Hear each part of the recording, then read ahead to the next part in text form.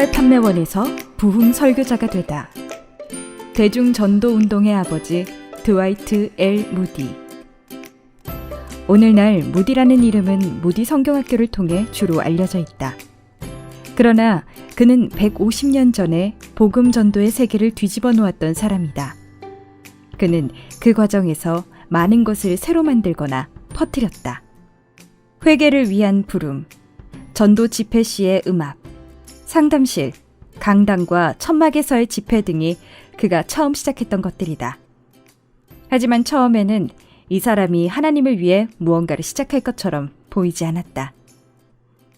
드와이트 라이언 무디가 1837년 2월 5일 매사추세츠의 한 마을에서 태어났을 때 그 상황은 최상이라고 할 수 없는 것이었다.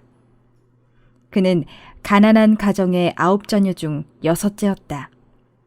그의 부모는 작은 농장을 가지고 있었고 그의 아버지는 농장일 외에 벽돌공으로도 일을 했다.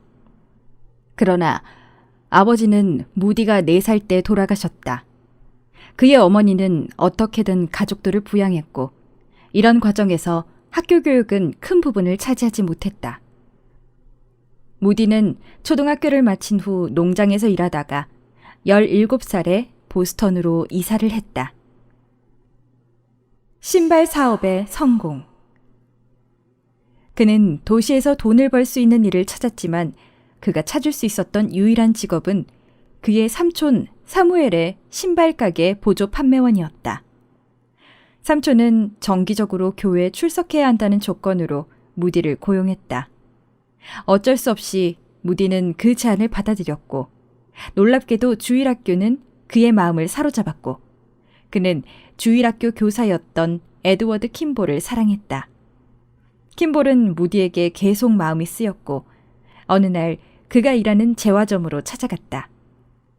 그는 창고에서 신발을 포장하고 있는 무디를 발견하고 그와 믿음에 대해 대화를 시작했다. 그는 이 젊은이에게 구원자가 필요하다는 것을 설명했고 무디는 그것을 이해했다. 1855년 4월 21일 주일 오후 이 두 남성은 신발 창고에서 무릎을 꿇었고 무디는 그리스도와 함께하는 삶을 살기로 결정했다. 그 일이 있고 얼마 후 그는 시카고로 이사해 자신의 신발 가게를 운영했다. 그는 많은 에너지를 쏟았고 많은 성공을 거두었다. 부족한 교육에도 불구하고 그는 분명 뛰어난 판매원이었을 것이다.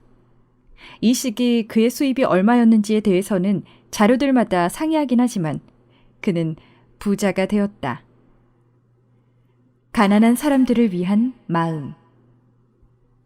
당시 시카고에는 미국에서 꿈을 이루려고 독일과 스칸디나비아에서 온 이민자들이 많이 모여들었고 그곳에서 그들은 빈민가의 열악한 환경 속에서 살았다. 무디는 곧 자신이 그리스도인으로서 부를 축적하는 것을 원하지 않는다는 것을 분명히 알게 되었다. 그래서 그는 슬럼과 한복판에 일종의 선교센터를 세우고 재정을 지원했다. 하지만 가난한 사람들은 의심했고 교회의 초대를 쉽게 받아들이지 않았다. 무디는 어린아이들에게 간식을 제공했고 조랑말을 탈 수 있도록 해주었다. 어른들에게는 언어를 더 잘 배울 수 있도록 영어 수업을 제공했다. 얼마 지나지 않아 새로운 교회는 몰려온 사람들로 꽉 차게 되었다. 그는 만약 사람들이 당신이 그들을 사랑한다고 믿게 된다면 당신은 이미 그들을 얻은 것이다 라고 확신했다. 1860년에 그는 신발 판매 사업을 중단하고 교회와 YMCA를 위해 그리고 사회복지사로서만 일했다. 그는 시카고와 미국 전역의 사업가들과의 오랜 친분을 통해 이를 위한 재정을 확보했다. 무언가가 필요할 때 그는 즉시 그들에게 도움을 청했다. 교회 사역을 하는 동안 그는 주일학교 교사였던 엠마 C. 레벨과 결혼하였고 세 자녀를 두었다. 1864년 부부는 교회를 지었지만 그리 오래 운영되지 못했다.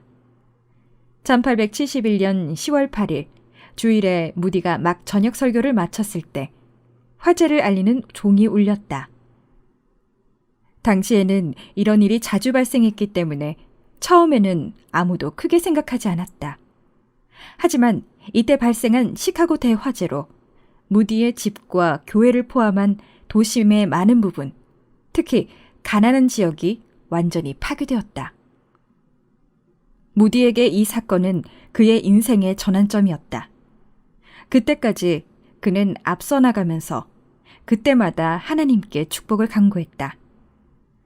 이제 그는 하나님께 그분의 계획을 물었다. 그리고 그는 복음 전파자의 길을 가야 한다는 확신을 얻었다.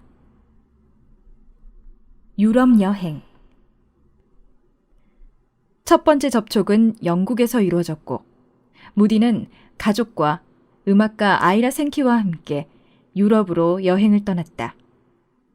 그가 탄 배가 리버풀에 정박했을 때 그들을 초대했던 사람들은 막 세상을 떠난 상태였고 아무도 그들을 마중 나오지 않았다.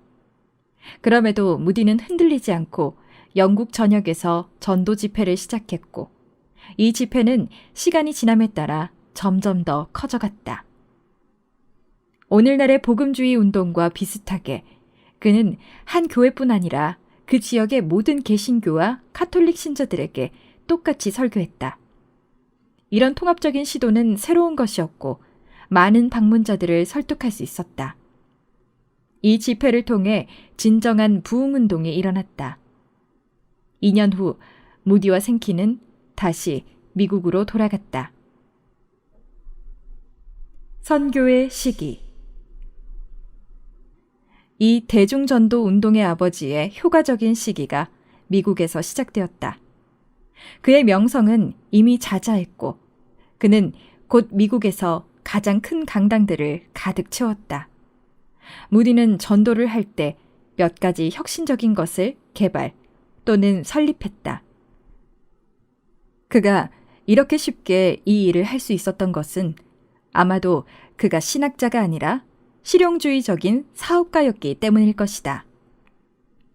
그는 많은 사람들에게 다가가기 원했기 때문에 교회로 가지 않고 강당이나 회관 같은 공공장소와 천막을 집회장소로 사용했다.